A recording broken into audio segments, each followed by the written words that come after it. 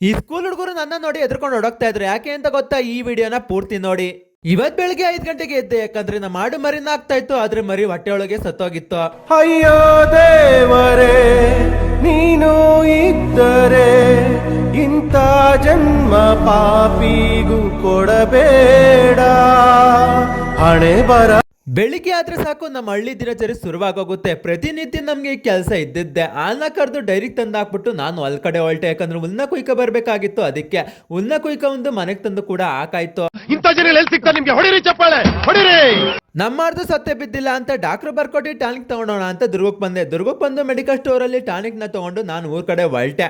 ಊರಿಗೆ ಬಂದು ನಾನು ಹೊಲ್ಟಿದ್ದೆ ನ್ಯಾಯಬೆಲೆ ಅಂಗಡಿ ಕಡೆ. ಯಾಕಂದ್ರೆ ಅಕ್ಕಿಗೆ ಹೆಬ್ಬೆಟ್ ಮಾಡಬೇಕಿತ್ತು. ಅದಕ್ಕೆ 2-3 ಸಲ ಹೆಬ್ಬೆಟ್ ಮಾಡಿದ್ರು ಸಹ ನಂದು ಹೆಬ್ಬೆಟ್ಟೆ ಬರಲಿಲ್ಲ. ನನ್ನ ದುರದೃಷ್ಟ ಅನ್ಕೊಂಡ್ರೆ ಬೇರೆಯವರು ಸಹ ಹೆಬ್ಬೆಟ್ಟೆ ಬರ್ತಿರ್ಲಿಲ್ಲ. ನ್ಯಾಯಬೆಲೆ ಅಂಗಡಿಯಿಂದ ನಾನು ನಮ್ಮ ಮನೆ ಕಡೆ ಹೋಗ್ಬೇಕಾದ್ರೆ ನಮ್ಮ ಸಿಪ್ಪೆ ಮರದಲ್ಲಿ ಸ್ಕೂಲ್ ಹುಡುಗರು ಎಲ್ಲ ಸಿಪ್ಪೆಕಾಯಿನ ಕೀಳ್ತಾ ಇದ್ರು. ಕೆಳಗಡೆ ಇದ್ದವರೆಲ್ಲ ನಾನು ನೋಡಿದ ತಕ್ಷಣ ಓಡೋಗ್ತಾ ಇದ್ರು. ಮೇಲ್ಗಡೆ ಇದ್ದವ್ರನ್ನ ನಾನು ವಿಡಿಯೋ ಮಾಡಿ ನಿಮ್ಮ ಎಷ್ಟು ಕಳಿಸ್ತೀನಿ ಅಂದ ತಕ್ಷಣ ಎದುರುಕೊಂಡು ಎರ್ರ ಬಿರ್ರಿ ಓಡೋಗ್ಬಿಡದ.